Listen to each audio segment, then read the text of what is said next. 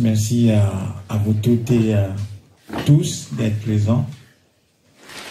Notre compatriote à qui nous souhaitons la bienvenue en Suisse parmi nous, la communauté. Malheureusement, les informations qu'il nous a données, nous les connaissons. Entre autres, c'est aussi pour certaines de ces raisons-là que certains parmi nous ont quitté le pays. Malheureusement, arrivé ici, chacun de vous a pris la parole tout à l'heure, a fait le point du point de vue de la mobilisation et de l'organisation de la communauté togolaise en Suisse. Nous ne sommes pas, pour le moment, à la hauteur de nos responsabilités. Nous ne sommes pas à la hauteur des défis qui nous attendent et nous avons plutôt une forte tendance à la démission plutôt. Donc nous avons démissionné de nos responsabilités. Nous ne nous assumons pas en tant que communauté, en tant que peuple ayant fui sa terre. Le désir qui devrait nous animer, nos préoccupations devraient être notre volonté et notre désir absolu de retourner chez nous, de retrouver la terre de nos ancêtres, de retrouver la terre natale. La terre natale devrait nous manquer.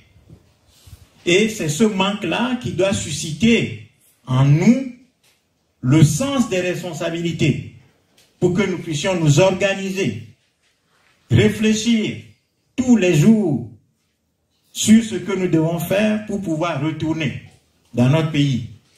Malheureusement, nous sommes complètement dans un état de faillite, d'irresponsabilité et de lâcheté. Nous mettons tout ça sur le compte de plusieurs choses, mais la réalité c'est que nous sommes lâches et nous vivons ici. Nous pensons que là où on a chuté, on doit prendre cet endroit-là pour notre terre natale. Non. J'ai l'habitude de dire que les sociétés occidentales, la France, la Suisse, les États-Unis, tous les pays ont connu des difficultés. Le Portugal, ces pays-là ont connu des difficultés. Aujourd'hui, quand les Africains débarquent, on voit le train, on voit les hôpitaux, on voit les routes, tout est bien fait. Il y a des écoles, il y a le système de l'aide sociale, etc., etc. Il y a du boulot parfois, même s'il y a le chômage, mais il y a un minimum de confort. Et on oublie que derrière ça, il y a eu une histoire. C'est une longue marche qui a abouti à ça. Ce n'est pas une donnée première. Les sociétés occidentales ne se sont pas développées, ne sont pas arrivées à ce stade de satisfaction matérielle sans avoir eu un parcours derrière. Il y a eu des dictatures ici, il y a eu des invasions ici, il y a eu des dominations ici, il y a eu des dictateurs ici, il y a eu des rois ici. Qu'est-ce qui a fait que les peuples sont arrivés aujourd'hui à ce niveau de progrès? Au moins sur le plan matériel et sur le plan des libertés. C'est que les peuples se sont levés. Il y a eu du sang qui a coulé énormément. Des têtes sont tombées. Et on a détruit toutes sortes de régimes qui embrigadaient le peuple ici. C'est ça qui a donné le droit au peuple de participer aux décisions. La corruption s'est amoindrie, même si elle est là. Nous savons très bien, les sociétés les plus corrompues en réalité sont les sociétés occidentales. Nous savons tout ça. La Suisse est l'un des pays les plus corrompus.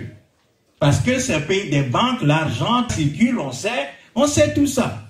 Mais le peuple au moins est sorti de la misère la plus honteuse.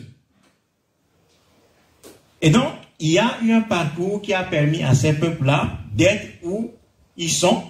Ajouté à cela, il y a eu la colonisation, le pillage du Sud, les pays du Sud, la domination des pays africains, la dépossession de la terre africaine, l'esclavage, les razzias négrières. On a pris les forces africaines pour travailler gratuitement pour la société occidentale. Donc les Noirs, l'histoire des Noirs est une histoire douloureuse. C'est une blessure énorme. Et nous continuons de traîner ces blessures jusqu'à présent. Donc, notre pays, le Togo, ce pays-là nous a échappé. Ce pays-là ne nous appartient plus à nous, Togolais. Ce pays est pris en otage par un régime france-africain, par un régime qui est un régime tyrannique héréditaire de type colonial. Tyrannique pourquoi? Tout simplement parce que c'est un régime qui est exercé par un petit nombre d'individus qui n'ont pas le mandat du peuple. Ces gens viennent de la matrice coloniale, du père au fils. Donc, nous avions au Togo un président qui était démocratiquement élu, qui vient de la lutte pour le Togo à son indépendance, qui a été assassiné par la France. Et on a placé le père de l'actuel président à la tête du Togo depuis 1963. Et ce monsieur a régné par le crime politique, des assassinats, la corruption, la violence extrême, des fraudes électorales à répétition depuis les années 90, jusqu'à son décès en 2005. Et quand il est mort, le peuple togolais s'est manifesté en disant non, nous voulons des élections. Et en disant ça, évidemment, moi je ne peux plus rentrer au Togo, mais c'est pas grave. Nous sommes en face d'une injustice qu'on ne peut pas taire. Nous devons dire les choses. Et la responsabilité d'une diaspora, lorsque la situation est comme ça dans le pays, puisque tout est bloqué, le gars et son régime ont tout verrouillé sur le territoire, les Togolais aussi ont été conduits par une opposition qui, selon les Togolais, les a déçus. Quand la situation est bloquée au pays, il revient aux enfants de ce pays qui sont à l'étranger de faire le travail, d'assumer leurs responsabilités. De Gaulle a commencé par libérer la France du joug nazi à partir de Brazzaville au Congo et de Londres. Les Juifs ont commencé par réinvestir, entre guillemets, le territoire de la Palestine qui est passé israélien à partir de l'étranger. Les Chinois ont commencé par libérer leur pays à partir de l'étranger. Donc, nous n'avons pas le choix que de nous organiser, de nous mobiliser. Malheureusement, la réalité, c'est que nous avons démissionné.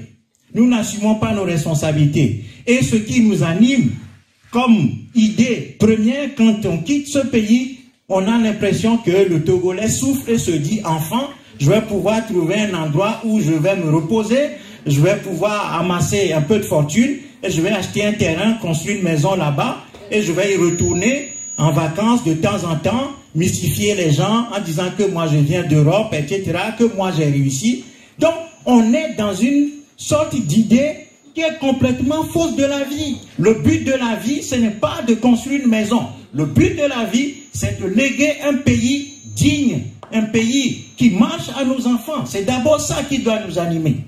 Et donc, quand les Togolais sont préoccupés par la construction d'une villa au Togo, dans la boue, dans la dictature au Togo, pour y retourner en vacances, là, nous sommes en train de faire un mauvais calcul. Ça veut dire que nous ne mesurons pas nos responsabilités. Nous avons besoin d'un pays. Nous avons besoin d'un État. Avant d'avoir des maisons, il faut d'abord avoir un pays. Nous n'avons pas de pays. Nous n'avons pas de pays. C'est ça qui doit nous animer. Et là-dessus, il y a eu beaucoup de choses qui ont été faites ici.